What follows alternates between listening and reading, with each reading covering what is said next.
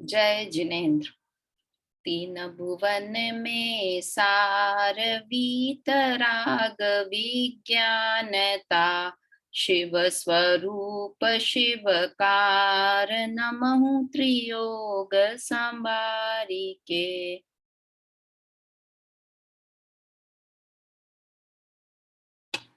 10 लक्षण महाव्रत आज से प्रारंभ हुए हैं और हम में बहुत उत्साह है 10 लक्षण को लेकर। वास्तव में कैसे मनाएं 10 लक्षण महाव्रत, ये बताने की बात नहीं है। हर साल मनाते हैं, हर बार प्रवचनों में भी सुनते हैं, किंतु इतना जरूर है कि जितना व्रत नियम हम रेगुलर में पालते हैं, जितना धर्म हम रेगुलर में करते हैं, उससे अधिक समय इन 10 दिनों में देना चाहिए। कई लोग होते हैं कि वो कहते हैं हमने तो पर्यूषण में 10 रात का खाना छोड़ दिया है 10 दिन। तो बहुत अच्छी बात है कि जो रात में भोजन करते थे उन्होंने रात में भोजन करना छोड़ दिया, तो बहुत अच्छी बात है। और हम में से कई लोग हैं जो रात में भोजन पहले करते ही नहीं थे, तो अब क्या करें, हम तो सब कुछ करते हैं, हम क्या करें। तो भाई रात में भोजन नहीं करते थे, दिन भर खाते थे, तो उसकी जगह एकाशन करें, है ना। पहले 2 प्रवचन 2 क्लास सुन पाते थे, तो अब 4 प्रवचन 4 क्लास सुने। जितना करते थे उससे अधिक करने का प्रयास करें। मतलब डिफरेंस दिखाई देना चाहिए, हमको भी समझ में आना चाहिए कि पर्यूषण पर्व स्टार्ट हो गए हैं। बाहर का खाना पीना छोड़ना, हर चीज में मर्यादा, भोजन में मर्यादा करें, और अपने कपड़ों में, वस्त्र आदि में कि इतने लिमिटेड ही वस्त्र पहनेंगे, आने जाने की मर्यादा करें, सब चीजें करें। मतलब वास्तव में खुद में कोई बता नहीं सकता, मैं नहीं बता सकती कि आप क्या क्या करें, किंतु आप स्वयं निर्णय करें कि हमें क्या क्या हम कर सकते हैं। अपनी स्थिति, द्रव्य, क्षेत्र, काल, भाव को देखते हुए, अपने परिणामों को देखते हुए अच्छे से अच्छा करने का प्रयत्न करें। वास्तव में ये मौज मस्ती वाले पर्व नहीं है कि हम लोगों ने 10 दिन की 10 चीजें सोच ली हैं कि हमें ये बनाना है, ये मिठाइयाँ बनानी है, ये सब्जियां बनानी है। मतलब सूखी सब्जियां, हरी सब्जी की तो बात ही नहीं है, ये करना है, वो सब नहीं। हमें क्या त्यागना है वास्तव में। देखो, अगर आप थोड़ा भी कर रहे हैं, जैसे एकाशन भी कर रहे हैं, तो एकाशन में भी गृद्धता को कम करना है हमें। समझ में आया? गृद्धता कम होनी चाहिए, खाने की जो हमारी लालसा है वो लालसा कम होनी चाहिए। आपने उसकी जगह 2 टाइम भी खाया तो उससे पाप नहीं है, किंतु 1 टाइम खाया और बहुत गृद्धता पूर्वक खाया, उसमें ज्यादा दोष है। समझ में आया? तो गृद्धता कम होनी चाहिए, खाने पीने की, कपड़ों की, सब चीजों की गृद्धता कम होनी चाहिए, और इधर धर्म में अधिक समय बिताने का प्रयत्न करना चाहिए। साथ में ये स्वाध्याय तो कर ही रहे हैं, पूजा करें, विधान करें, सामायिक रोज में हम नहीं कर पाते हैं सामायिक, तो इन 10 दिनों में सामायिक करने का प्रयास करें। तो ऐसी बहुत सारी चीजें हैं जो अपन कर सकते हैं इन 10 दिनों में, और करें।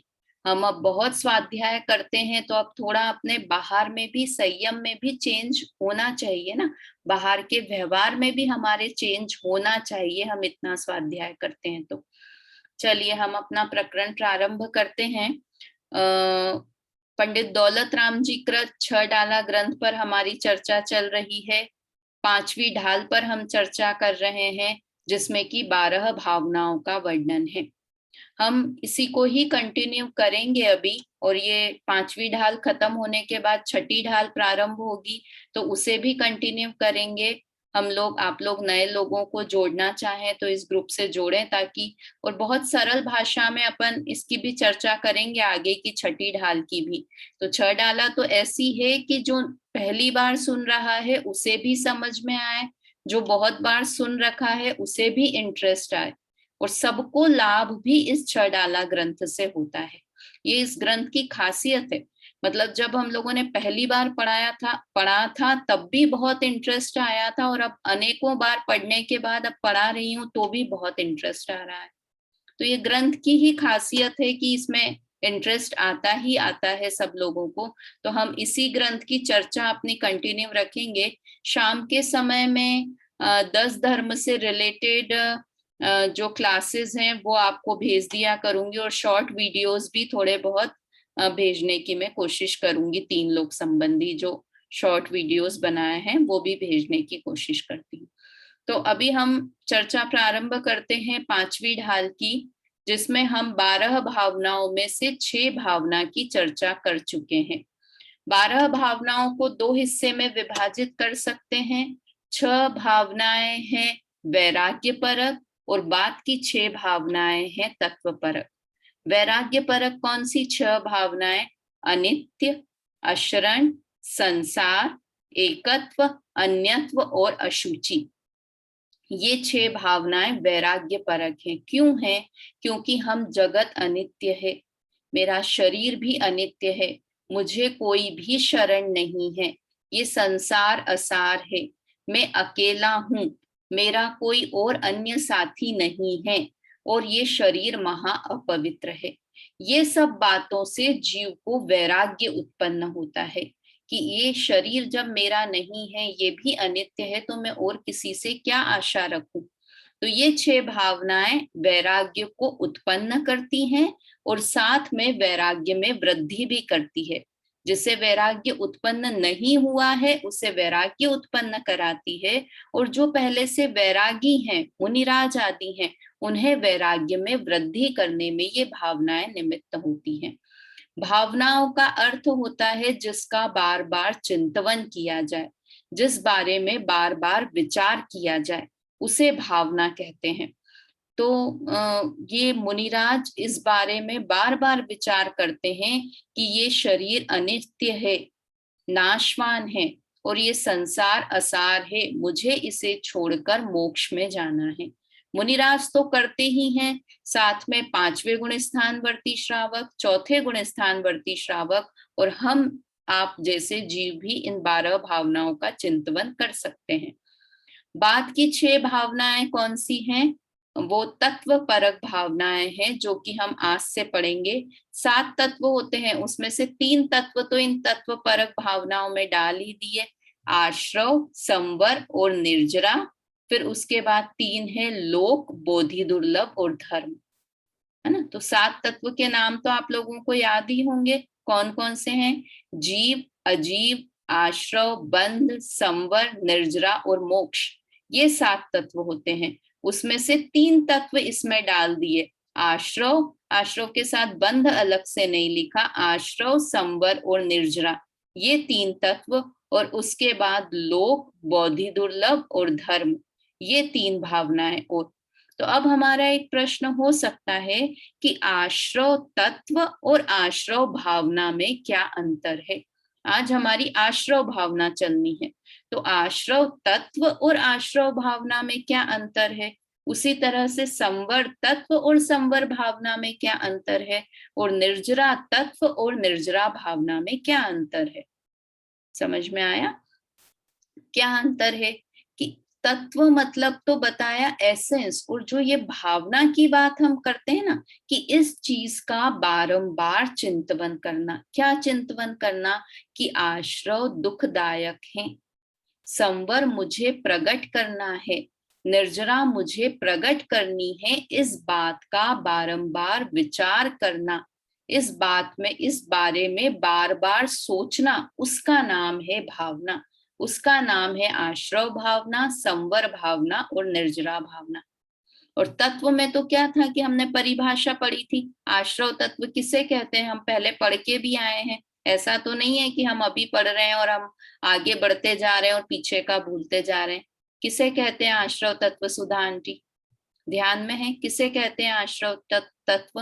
कि जिन मोह राग द्वेष भावों के निमित्त से ज्ञानावर्णादि कर्म आते हैं, उन मोह राग द्वेष भावों को भाव आश्रव कहते हैं। किसे कहते हैं भाव आश्रव? मोह राग द्वेष के परिणाम को, भाव को, वो भाव आश्रव है। और जब जीव भाव करता है, उसी समय ज्ञानावर्णादि कर्म आत्मा के पास आते हैं। ज्ञानावर्णादि कर्मों का आना, उसका नाम है द्रव्य आश्रव। आश्रव शब्द का शाब्दिक अर्थ क्या होता है? आना। आश्रव मतलब आना। ठीक है, तो किसका आना कि ज्ञाना वर्णादि कारमान वर्गना होती है ना, कारमान वर्गना 22 तरह की वर्गनाएं होती हैं पुद्गल की, तो उसमें से एक होती है कारमान वर्गना। तो कारमान वर्गना कैसी है कि जीव जैसे ही भाव करता है मोह राग द्वेष के, उस ही समय वो कर्म कारमान वर्गना कर्म रूप होकर वो कितने तरह से विभाजित होती हैं कि 8 प्रकार के कर्मों में विभाजित होती हैं। तो उन्हें कहते हैं ज्ञाना वर्णादि कर्मों का आना, उसे कहते हैं द्रव्य आश्रव।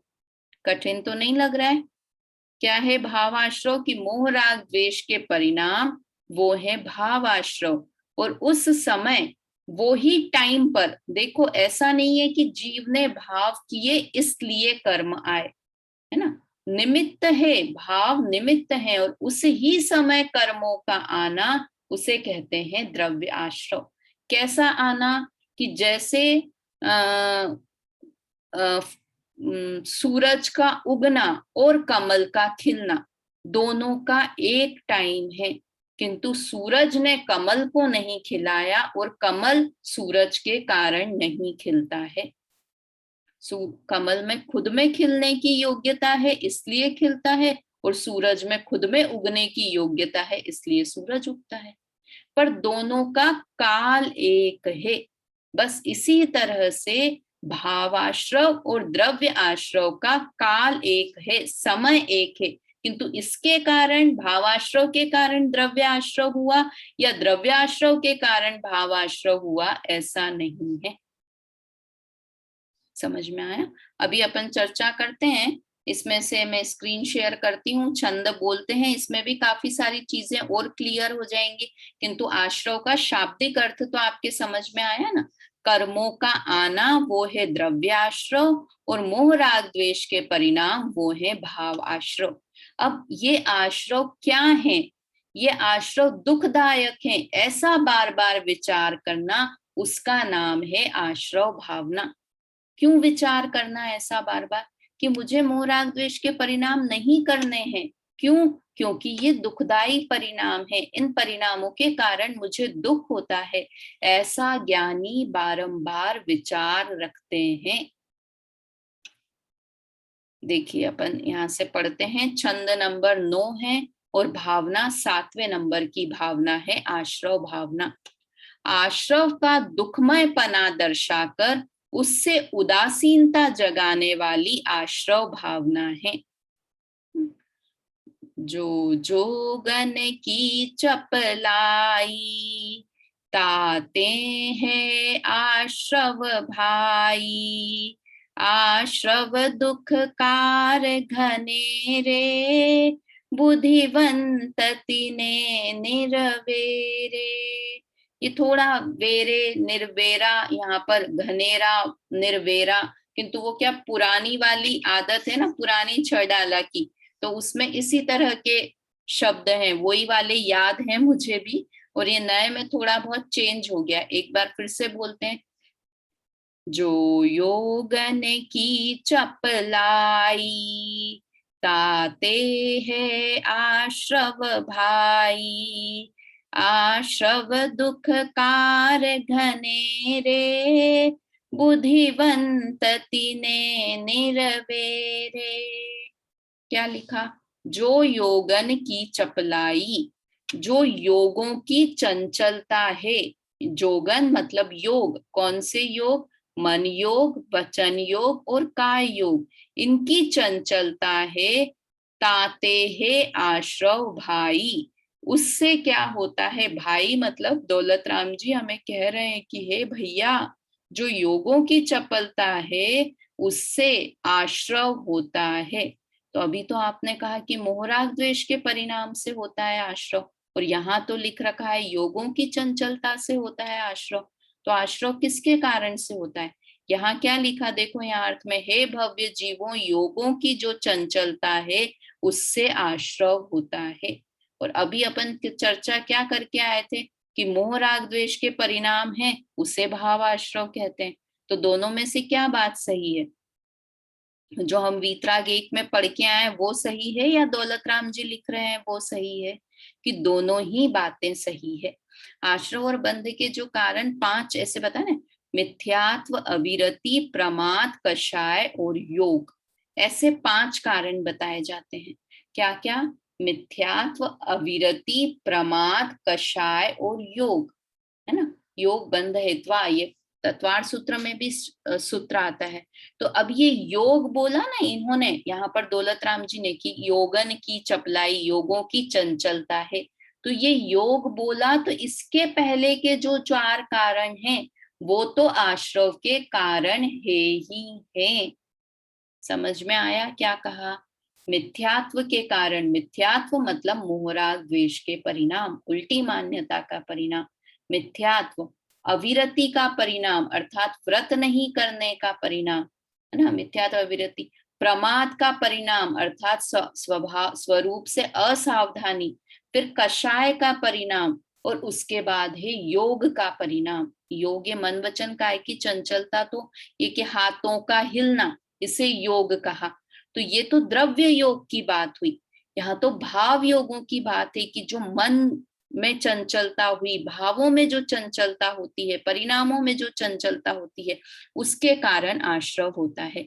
और ये वास्तव में जो ये क्रम दिया होता है ना, मिथ्यात्व, विरति, प्रमाद, कषाय और योग, तो ये जो आश्रव बंद होता है ना, तो भी इसी क्रम से होता है कि सबसे पहले मिथ्यात्व जाता है, फिर अविरति जाता है, फिर प्रमाद जाता है, फिर कषाय जाती है, फिर योग जाता है।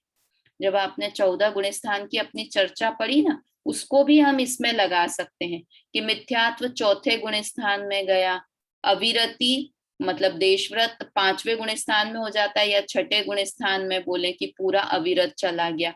फिर 7वें गुण स्थान में प्रमाद चला गया, है ना। फिर कषाय कौन से? क्षीण कषाय, क्षीण मोह कषाय 12वें गुण स्थान में, और योग 14वें गुण स्थान के अंत में। तो इस तरह से इसी क्रम से ये इनका भी अभाव इसी क्रम से होता है। तो जब हमने योग ही मना कर दिया कि योग के कारण आश्रव होता है, तो इसका मतलब है इन 4, ये 4 तो आश्रव के कारण है ही है। समझ में आया? योगों की चंचलता, योग की चंचलता अनंत भगवान को भी है। सयोग केवली जिन है ना 13वें गुण स्थान का नाम, और 14वें गुण स्थान का नाम अयोग केवली जिन। तो सयोग केवली जिन बोला, वहां तक कर्म का आश्रव होता है, पर वो इर्यापत आश्रव और सांप्रायिक आश्रव वो अलग चर्चा है, वो अभी हम नहीं लेंगे। यहाँ से बहुत सारी बातें होती है एक्चुअली समझाने के लिए, किंतु अभी तो हम यहाँ पर क्या लिखा, जो योगन की चपलाई, जो योगों की चंचलता है, कौन से योग? मन योग, वचन योग और काय योग, उनकी चंचलता है, उससे आश्रव होता है। किंतु इसमें समझ लेना कि योग बोला तो उसके पहले की 4 चीजों से तो आश्रव होता ही होता है। सबसे बड़ा कारण मिथ्यात्व, मिथ्यात्व फिर अविरति, प्रमाद, कषाय, योग, ये बिल्कुल याद रख लेना, है ना। आश्रव दुख कार घनेरा, बुद्धिवंत तिने निर्वेरा, कि ये आश्रव दुख का घनेरा है। मतलब घनेरा किसको बोलते हैं? अत्यंत, जैसे बोलते हैं ना घन घनेरा, घोर घन घोर अंधेरा था, है ना, घन घोर अंधेरा ऐसा बोलते हैं ना। तो उसका क्या मतलब हुआ कि बहुत ज्यादा, अब अंधेरे में क्या, और बहुत ज्यादा अंधेरा, कि हमको जब लाइट चली जाती है ना हमारे घर पे, तो भी हमें क्या होता है कि अंधेरा होता है, किंतु फिर भी थोड़ा सा कुछ दिखता रहता है, हल्का सा, एकदम हल्का सा कुछ प्रतिभास होता रहता है। अंधेरा तो है किंतु इतना नहीं। और एक होता है कि जो लाइट चले जाए और हम बेसमेंट में हो कहीं पर, जहां पर बिल्कुल भी रोशनी, यहाँ तो क्या होता है कि लाइट चली जाए, किंतु मून लाइट के कारण, स्टार्स की लाइट के कारण, चंद्रमा के कारण थोड़ा कुछ दिखाई देता रहता है। किंतु अगर नीचे हम तल में हो, बेसमेंट में हो, और लाइट चली जाए, तो क्या होगा? घन घोर अंधेरा हो जाएगा, वहां तो बिल्कुल कुछ दिखाई ही नहीं देगा। तो ये घनेरा मतलब अतिता को बताने के लिए कि बहुत ज्यादा आश्रव दुख कार घनेरा, बहुत ज्यादा दुखदायक है ये आश्रव, इसलिए घनेरा शब्द यहाँ दौलत राम जी ने डाला कि आश्रव दुख कार घनेरा, ये आश्रव बहुत ही दुखदायक है, अति का दुखदायक है। इसलिए क्या करते हैं? बुद्धवंत तिन्हें निर्वेरे, इसलिए समझदार जीव इसको छोड़ देते हैं, निर्वेर कर देते हैं, इसको दूर कर देते हैं। समझ में आया कि समझदार किसे कहेंगे? कि जो चीज दुख देती है उसे छोड़ दें, वो समझदार है। और वो कितना मूर्ख है कि जो दुख दे रहा है किंतु फिर भी उसे करता जाए। तो अब हम मूर्ख हैं या समझदार हैं? कि मोह राग द्वेष के परिणाम हमें दुखी करते हैं, हम समझते भी हैं, खुद महसूस करते हैं इस बात को कि हाँ, जैसे होता है ना कि हम बच्चों से बहुत मोह करते हैं, है ना, या माँ बाप से बहुत ज्यादा मोह करते हैं, और बच्चे फिर अपने अनुकूल नहीं चलते हैं, तो फिर कौन दुखी होते हैं? कि हम ही दुखी होते हैं। पोते पोती हमारे रूप से नहीं चले, बहू हमारे रूप से, मम्मी हमारे रूप से, पापा, कोई भी भाई बहन हमारे रूप से नहीं, हमारे हिसाब से नहीं चले, तो हम दुखी होते हैं। तो क्या कहते हैं सब कि तुमको जितना मोह जिसको होता है, जितना राग होता है, जितनी एक्सपेक्टेशन होती है, उतना दुखी होते हैं। तो हमको भी समझ में आता है कि ये आश्रव दुखदायक हैं। हर समझदार, हर जीव को समझ में आता है कि मैं अपने राग के कारण, अपने मोह के कारण दुखी हो रहा हूं। किंतु हम क्या करते हैं? दुखी होते हैं किंतु फिर भी वही किए जाते हैं। जैसे हमको होता है ना कि तिरंज गति में कोई होता है, ये होते हैं पतंगा वगैरह हुए, तो ये क्या होता है, आग के अंदर जाते हैं, फिर जल जाते हैं, पंख जलने लगते हैं, फिर निकल के आते हैं, फिर बार बार जाते हैं। तो कई बार क्या लगता है, अरे क्या इसको समझ में नहीं आता है कि इसके कारण ये जल रहा है किंतु फिर भी वो ही करते जा रहा है।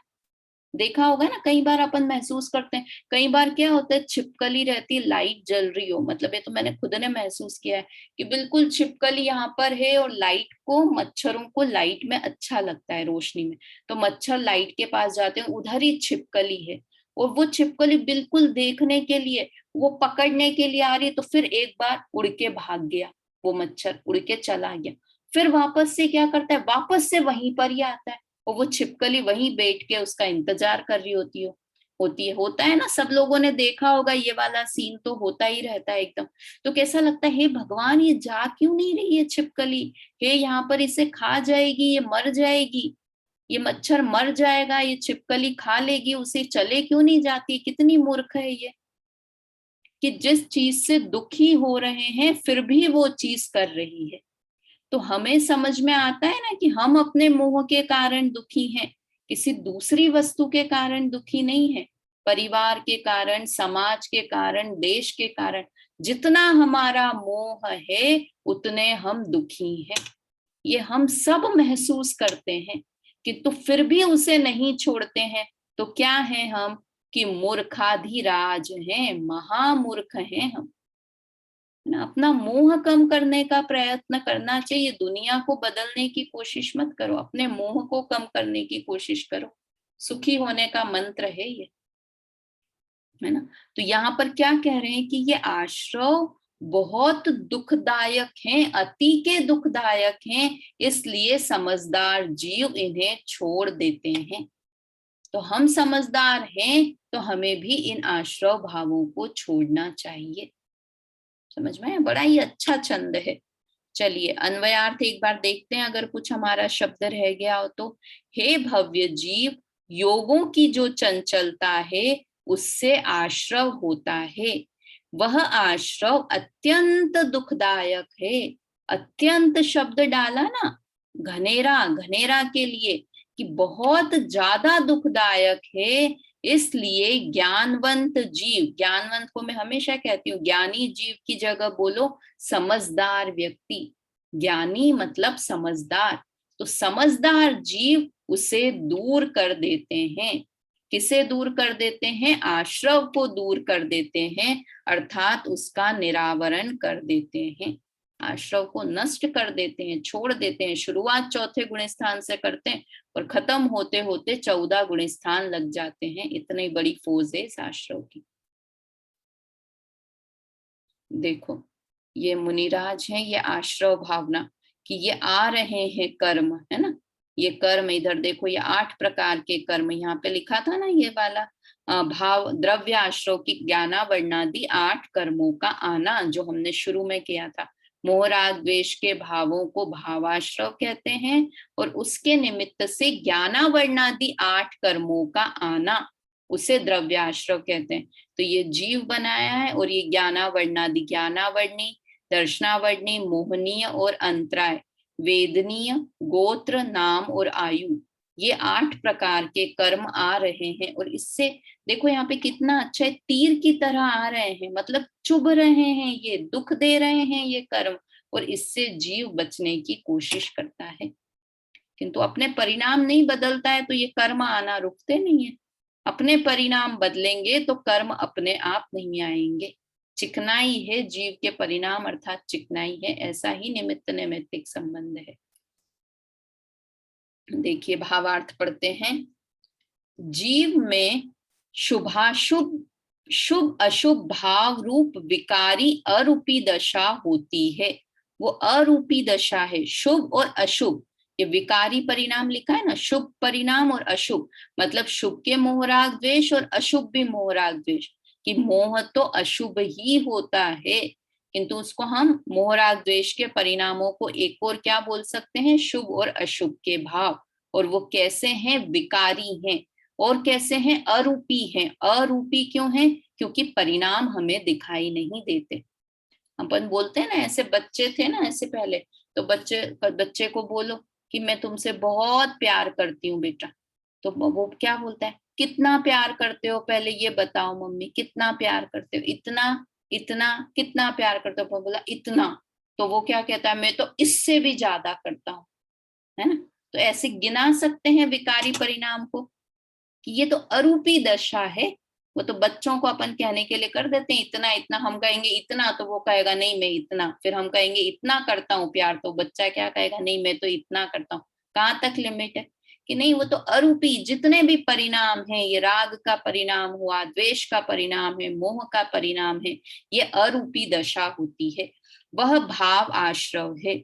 और उस समय नवीन कर्म योग्य रज कणों का स्वतः स्वयं आना, देखो 2 शब्द डाले, स्वयं और स्वतः आना, अपने आप आना, किसका, कर्म योग्य रज कणों का, अर्थात कर्म योग्य रज कणों को शॉर्ट में क्या बोल सकते हैं, कारमान वर्गणा।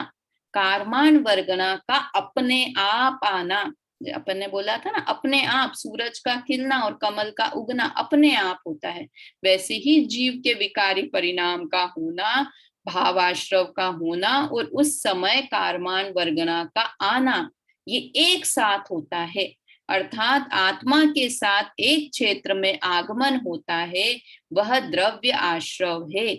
इसमें जीव की अशुद्ध पर्याय निमित्त मात्र है, निमित्त मात्र है, अर्थात उपस्थिति मात्र है, जीव के परिणामों की उपस्थिति होती है, और कारमान ज्ञानावर्णादि कर्मों का आना होता है। पुण्य और पाप आश्रव और बंध के भेद हैं। यहाँ थोड़ा और डिटेल में बता रहे हैं कि पुण्य और पाप क्या है, आश्रव और बंध है।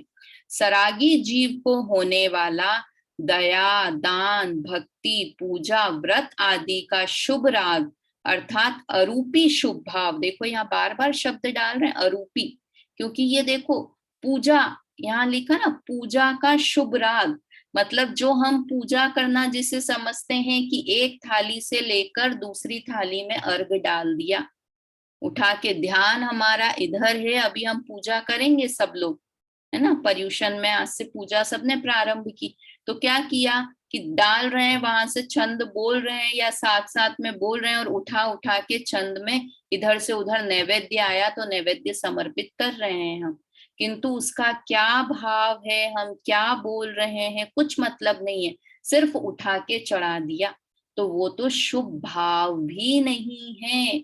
यहाँ क्या लिखा, अरूपी शुभ भाव, जो भाव है वो शुभ भाव कब है, कि वो भाव दिखाई नहीं देता, वो समझने का कि ओहो भगवान आप ऐसे हैं, है ना, मैं आपकी दीप से पूजा करता हूँ, मैं आपको सारी जितनी भी धन वैभव है सब आपको समर्पित करता हूँ।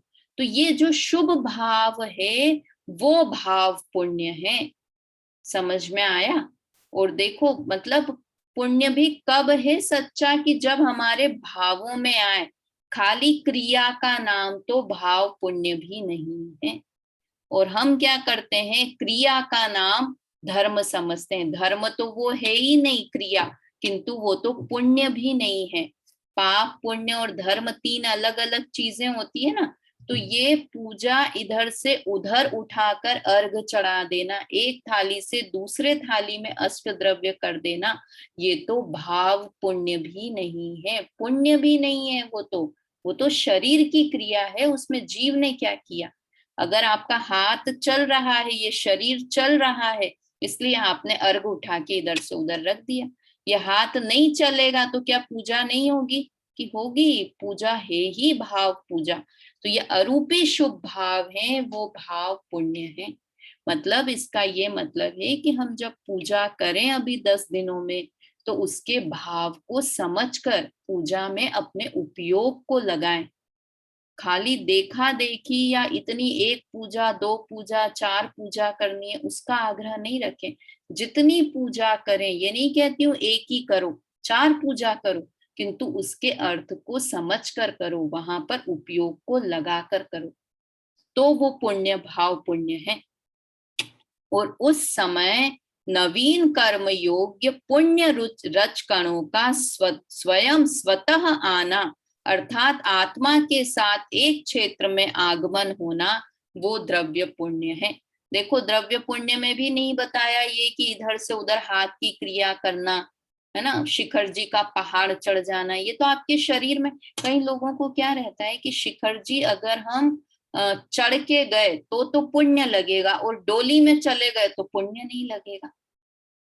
ये कहाँ, कौन सी किताब में ऐसा लिखा हुआ है कि चढ़ के जाओ तो अधिक पुण्य है, डोली में जाओ तो कम पुण्य है? अपनी शरीर की स्थिति देखकर, पैदल जाओ और बीमार हो जाओ तो कुछ नहीं, वो उससे और परिणाम बिगाड़ लिए हमने। मेन परिणामों पर, भावों की बात है, ये पुण्य और पाप में भाव की बात है, क्रिया की बात तो यहाँ एक जगह भी नहीं आई है। समझ में आ रहा है? मतलब ये इतनी सारी बातें हैं, ऐसा लगता है बहुत सारी बातें करें इस बारे में, हमने क्या क्या धर्म के स्वरूप में, धर्म के बारे में कितनी गलत चीजें हमने सोच रखी हैं मन में,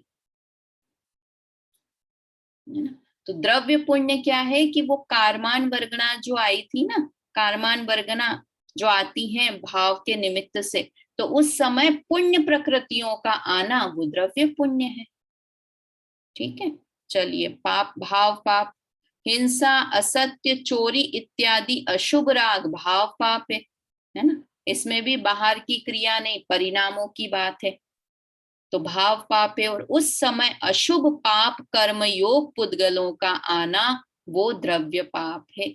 ये 8 प्रकार की प्रकृतियां होती है ना कर्म की, ज्ञानावर्णी, दर्शनावर्णी, मोहनी, फिर इनकी और उत्तर प्रकृतियां होती है ना, जिसे 148 कर्म प्रकृतियां बोलते हैं।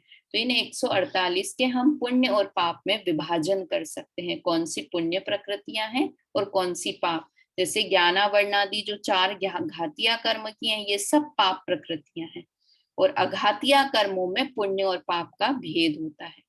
तो इसकी चर्चा हम कर्म वाले पाठ में कर चुके हैं, और आगे कभी और विशेष आएगा तब करेंगे कि कौन सी पुण्य और पाप प्रकृति है। परमार्थ से पुण्य पाप अर्थात शुभाशुभ भाव आत्मा को अहितकर हैं, वह तथा वह आत्मा की क्षणिक अशुद्ध अवस्था है, अशुद्ध अवस्था है। द्रव्य पुण्य पाप तो पर वस्तु हैं, वह आत्मा का हित अहित नहीं कर सकते। हित अहित कौन होता है कि भाव परिणामों से होता है, द्रव्य पुण्य पाप से नहीं होता। द्रव्य पुण्य पाप तो क्या हुए, ज्ञानावर्णी के भेद, कारमान वर्गणा के भेद हुए, वो तो पुद्गल हुई कारमान वर्गणा, इसलिए वो पर वस्तु है। ऐसा यथार्थ निर्णय प्रत्येक ज्ञानी जीव को होता है। इस प्रकार विचार करके, अब ये भावना बता रहे, यहां तक तो तत्व बताया, आश्रव तत्व, अब भावना क्या भाता है। इस प्रकार विचार करके सम्यक दृष्टि जीव स्वद्रव्य के अवलंबन के बल से जितने अंश में आश्रव भाव को दूर करता है उतने अंश में उसे वीतरागता की वृद्धि होती है। यह आश्रव भावना है ना। जितने परिणाम करता है, जैसे भाव करता है, जैसा बारंबार चिंतन करके निज स्वद्रव्य का अवलंबन लेता है, तो उतना आश्रव दूर होकर उतनी वीतरागता में वृद्धि होती है। यह आश्रव भावना है। चलिए आगे की 10वें नंबर के छंद में बात करते हैं। यहाँ पर संवर भावना का वर्णन किया है। छंद नंबर 10वां है, भावना 8वीं भावना है। आश्रव भावना के बाद 8वें नंबर की भावना है संवर भावना। उसकी चर्चा हम करते हैं, अभी हैं 8-10 मिनट, उसमें हमारी चर्चा हो जाएगी। सुख की उत्पत्ति अर्थात संवर का स्वरूप दर्शाकर उसके प्रति पुरुषार्थ प्रेरक संवर भावना है। कि उसका स्वरूप किस लिए, आश्रव का स्वरूप किस लिए बताया, कि उसे दुखदायक जानकर उसे छोड़ दें। अब संवर का स्वरूप क्यों बता रहे हैं, कि उससे प्रीति करके संवर को प्रकट करें, इसलिए संवर का स्वरूप बताते हैं। जिन पुण्य पाप नहीं कीना, आत्म अनुभव चित दीना, तिन ही विधि आवत रोके, संवर लहि सुख अवलोके। क्या लिखा, जिन पुण्य पाप नहीं कीना, जिन्होंने, जिन मतलब जिन लोगों ने, जिनका अर्थ यहाँ पर भगवान नहीं है ना, जिनका अर्थ जय जिनेन्द्र, जिन बोलते हैं ना अपन, जिन जो जिसने इंद्रियों और मन को वश में किया उसे जिन कहते हैं। तो यहाँ पर जिन मतलब जिन्होंने, जिन्होंने पुण्य पाप नहीं कीना, पुण्य भी नहीं किया और पाप भी नहीं किया। तो क्या किया, इसके अलावा देखो, हम पुण्य पाप के अलावा कुछ करते हैं क्या, विचार करो। सुबह उठे, उठकर नहाए धोए, ब्रश किया, ये सब क्या पाप के परिणाम किए, मतलब क्रिया की बात नहीं कह रही हूं मैं, वैसे परिणाम भावों की बात कर रहे हैं, क्रिया की बात नहीं। फिर मंदिर जाने का भाव किया, पुण्य का भाव। फिर खाना बनाने का भाव किया, पाप का भाव। खाना खाने का भाव किया, पाप का भाव। क्लास सुनने का भाव किया, पुण्य का भाव। तो हम इसके पुण्य पाप के भाव के अलावा दूसरा कुछ भाव करते हैं, कि हमने आज तक दूसरा कोई भाव किया ही नहीं। यहाँ क्या कह रहे हैं, कि जिन्होंने पुण्य पाप नहीं किया, तो उन्होंने क्या किया, कि एक तीसरे नंबर की चीज और है जो कि आज तक हमने नहीं की। वो क्या किया, आत्म अनुभव चित्त दीना। चित्त मतलब मन को, मन को कहाँ पर लगा दिया, मन को अर्थात उपयोग को कहाँ पर, दीना मतलब लगा दिया, कहाँ पर लगा दिया, आत्म के अनुभव में, आत्मा का अनुभव करने में अपने उपयोग को लगा दिया। वास्तव में हमें दो ही परिणाम आज तक पता है, शुभ भाव और अशुभ भाव। इसलिए हम कुछ समझदार हो गए थोड़े, तो अशुभ से बच के शुभ भाव करने लग गए हैं। और समझदार नहीं है तो शुभ की खबर ही नहीं है, पूरा 24 घंटे अशुभ करते रहे ना। वास्तव में ऐसा होता नहीं है कि 24 घंटे अशुभ, शुभ और अशुभ दोनों परिणाम होते रहते हैं, हर जीव को कम ज्यादा हो, किंतु ऐसा नहीं होता कि अशुभ ही अशुभ होते रहे ना। ये करणानियों के डीप वाली बात है। तो हम क्या करते हैं, किंतु वास्तव में एक तीसरे परिणाम और होता है, उसका अर्थ होता है शुभ परिणाम भी नहीं होना, अशुभ परिणाम भी नहीं होना। वो परिणाम होता है शुद्ध परिणाम। और शुद्ध परिणाम किसे कहते हैं, कि आत्मा के अनुभव के परिणाम, आत्मा में उपयोग लगाने रूप जो परिणाम होता है, वो शुद्ध उपयोग कहलाता है। शुभोपयोग, अशुभोपयोग और शुद्धोपयोग, ये शब्द भी सुने होंगे। शुभ अशुभ शुद्ध भाव बोले, या अशुभोपयोग शुभोपयोग और शुद्धोपयोग, है ना। तो कि पर पदार्थों की तरफ नहीं, शुभ भाव किया उसमें भी पर पदार्थ चाहिए, अशुभ भाव किया उसमें भी पर पदार्थ चाहिए, किंतु शुद्ध भाव में किसकी तरफ उपयोग रहता है, कि आत्मा की तरफ उपयोग रहता है। उससे क्या हुआ, तिन ही विधि आवत रोके, और उससे क्या हुआ, जब उसने आत्मा की तरफ उपयोग लगाया तो विधि का अर्थ होता है, यहाँ पर विधि यानी प्रोसेस नहीं है, विधि का अर्थ क्या है, कर्म। जो आश्रम में कर्म आ रहे थे उन कर्मों का आना रोक दिया। तीन ही विधि आवत रोके, तो ऐसा नहीं कि इस विधि से आना रोक दिया, यहाँ विधि का ये प्रोसेस नहीं है, यहाँ पर कर्मों का आना रुक गया। कब रुक गया, आत्म अनुभव चित दीनो, जब अपने उपयोग को, अपने मन को आत्मा के अनुभव में लगाया। उससे क्या हुआ, संवर लही सुख अवलोके, गही की जगह लही है, संवर प्राप्त करके, गही यहाँ पर लिखा है, संवर ग्रहण करके या संवर लही, तो लही मतलब प्राप्त करके, संवर प्राप्त करके सुख का अवलोकन किया। अवलोकन किया मतलब आज तक तो सुख क्या होता है ये ही नहीं पता था, और संवर हुआ तो उसने सुख का स्वाद चख लिया। अवलोकन बोलते ना, मतलब देखना, देखना, पहली बार देखना, तो उसने सुख को पहली बार चखा कि जब अपने आत्मा का अनुभव किया, आत्मा की तरफ उपयोग लगाया, आत्मा में उपयोग लगाया, तब सुख का, देखो यहाँ लिखा अवलोकन का अर्थ यहाँ नीचे दिया है, साक्षात्कार किया, सुख का साक्षात्कार किया कि सुख होता क्या है, वो उस जीव को पहली बार पता चला, है ना। जिन्होंने शुभ भाव और अशुभ भाव नहीं किए, अन्वयार्थ पढ़ रही हूं मैं, समय होने वाला है इसलिए, जिन्होंने शुभ भाव और अशुभ भाव नहीं किए तथा मात्र आत्मा के अनुभव में शुद्ध उपयोग में ज्ञान को लगाया, उन्होंने ही आते हुए कर्मों को रोका। कर्म किस कारण आ रहे थे, शुभ और अशुभ भाव के कारण आ रहे थे, तो जब शुभ और अशुभ भाव नहीं किए तो कर्म भी आना रुक गए। ठीक है, किस कारण आ रहे थे, वो मेहमान क्यों एंट्री हो रही थी, क्योंकि हम शुभ और अशुभ के भाव कर रहे थे, तो अब उनको नहीं आने देना है तो क्या करना पड़ेगा कि जिस कारण से वो आ रहे थे उस कारण को बंद कर दिया। किस कारण से आ रहे थे, शुभ और अशुभ भावों के कारण से आ रहे थे, तो शुभ और अशुभ भाव नहीं किए तो कर्मों को रोका है, और संवर ग्रहण करके सुख का साक्षात्कार किया है। देखो ये यहाँ पर कितना अच्छा फोटो दिया हुआ है, ये जीव आत्मा का ध्यान करा, जैसे ही उपयोग मतलब शुद्ध भाव किया तो ये ढाल बन गई। ये वास्तव में ऐसा नहीं है कि कोई आत्मा ने उपयोग किया तो कोई एक ब्रह्म आत्मा प्रकट होगी, ये तो फोटो के द्वारा बहुत अच्छे से समझाने का प्रयत्न किया। जब छोटे थे ना, जब ये छह डाला पड़ी, तो जब भी संवर की बात चलती है ना तो ये फोटो ध्यान में आ जाता है, संवर मतलब कर्मों का आना रुक जाना।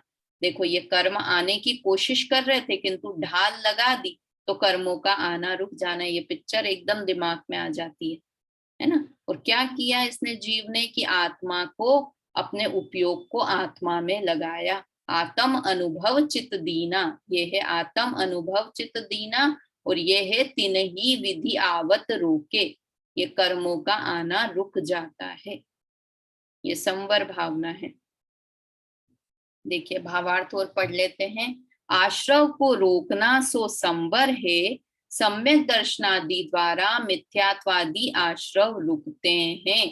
ये सम्यक दर्शनादि लिखा ना, मतलब वही शुद्ध भाव, सम्यक दर्शन बोलें या शुद्ध भाव बोलें या आत्मा का अनुभव बोलें, सब एक ही बात है। शुभ उपयोग और अशुभोपयोग दोनों बंध के कारण हैं, ऐसा सम्यक दृष्टि जीव पहले से ही जानता है।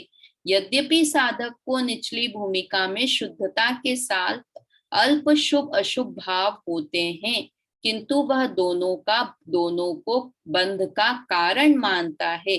इसलिए सम्यक दृष्टि जीव, देखो यहाँ लिखा है ना, बंध का कारण मानता है, और हम क्या मानते हैं कि शुभ और अशुभ भाव हुआ तो इससे हमें धर्म हो गया, अशुभ से नहीं शुभ भाव से हमें धर्म हो गया।